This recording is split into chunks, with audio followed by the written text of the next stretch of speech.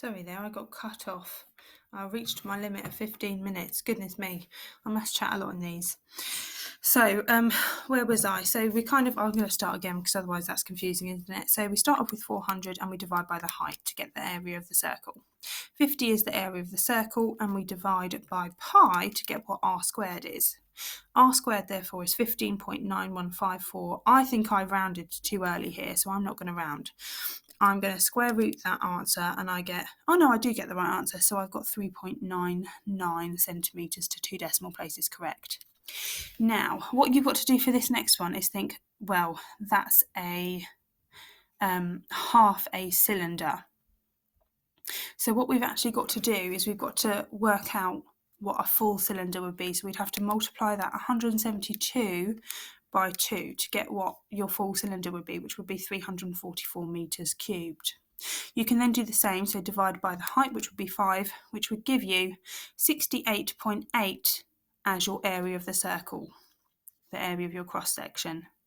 You divide by pi, and you get 21.899 72017, etc. You then square root to get just the radius, because that's what r squared is, and you get 4.68 metres to 2 decimal places correctly. Okay, so that was your answers to your starters, kind of explained a little bit there with all the working out. I have attached answers onto the PDF, okay, so they are, quickly flash them up here. Okay, so they are there. All right. Any questions, please let me know. Remember, you are to spend, a good amount of time on your maths today. And if you finish early, why not give that extension question a go? You should be stretching yourselves. You should be really trying for this. What I'll do is I'll post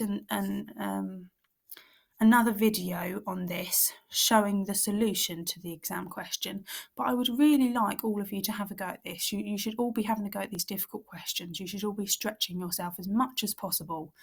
And if you struggle, you struggle. That's it. There's, at least you've given it a go. At least you might have got a few marks. There's no point leaving something like this when you've actually got the knowledge to do it. Okay?